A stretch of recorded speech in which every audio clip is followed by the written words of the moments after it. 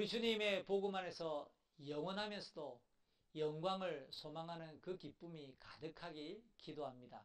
한 해의 끝은 다시 새로운 시작으로 이어지기에 계획과 도전과 소망을 품을 수 있는 시간입니다. 성경은 그리스도 안에서 이루어진 우리의 구원이 이 땅에서 시작되었지만 영원한 하나님의 나라에서 완성된다고 가르칩니다. 그러기에 성도는 하늘의 소망을 간직하며 이 땅에선 순례자로 살아야 하죠. 올해처럼 새해에도 허락될 이 땅의 소풍길을 걷는 순례자로서 은혜와 거룩의 삶이 계속해서 이어지길 축복합니다. 오늘은 민수기의 마지막 부분, 마지막 장 36장을 살필 것인데요. 결혼을 소재로 하는 이야기입니다. 그 내용을 통해 영혼을 향한 순례자의 인생에서 가장 행복하고 기쁨을 크게 누리는 일 중에 하나가 분명 결혼이지만 결혼과 그 이후의 부부관계도 영원한 소망 안에서 거룩하고 경건해야 함을 나누고자 합니다. 가나안 시대를 준비하는 민수기의 마지막 단락인 26장부터 끝장 36장까지의 이야기는 그 마지막을 왜 결혼 이야기로 설정했을까? 오늘 본문을 푸는 가장 기본적인 질문이 아닐 수 없습니다. 결혼은 창세기의 첫 교훈에 따라 이 땅에서의 인생 출발점이 분명합니다. 그러니까 결혼은 사회와 문화와 역사의 기초임을 전제합니다. 그러니까 가나안살이의 시작이면서 가나안살이의 기본으로서 결혼 이야기를, 결혼을 소재로 민수기를 마무리하는 것은 가나안 시대를 준비하는 마지막 내용으로 적합하다라는 거죠. 물론 겉으로는 결혼이 글감이지만 결혼은 모든 삶을 가리키는 비유로서 하나님의 말씀에 순종하는 은혜와 거룩한 역사를 격려하려는 의도로 해석할 수 있는 거죠. 앞서 민수기 27장 1절부터 11절에서 므낫세 지파의 길앗 집안에 속한 슬로보앗의 딸들이 건의했습니다. 가나안에 들어가 땅을 분배할 때 만약 아들 없이 죽은 자에겐 딸들이 아버지의 이름으로 기업을 받아 그 아버지의 이름이 계속해서 규정되고 알려지도록 당부한 거죠.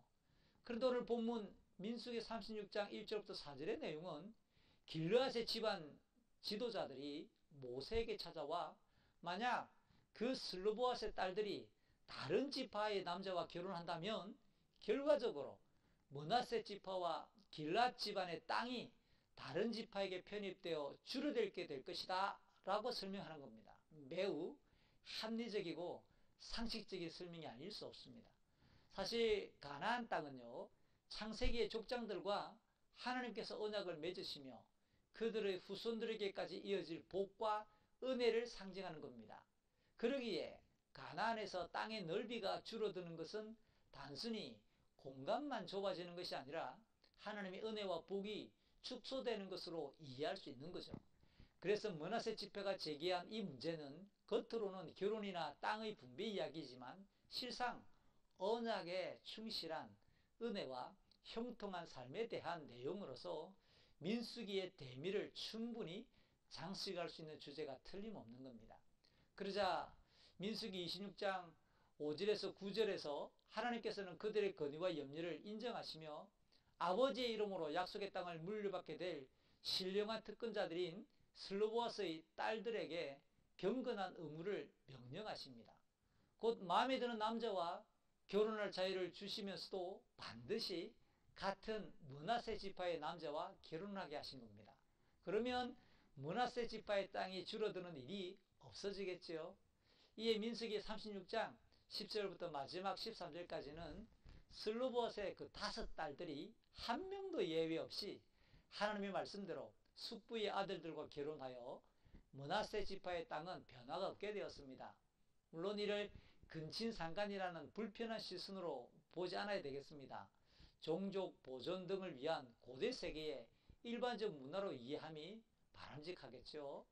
이상과 같이 하나님께서는 여리고 맞은편 요단강과 모압 평지에서 가나안에서의 삶을 위한 계명과 규례를 전하시는데 언약 백성으로서 특권과 함께 경건한 의무에 충실할 때 하나님의 은혜로 평안할 수 있는 비결을 안내한 겁니다.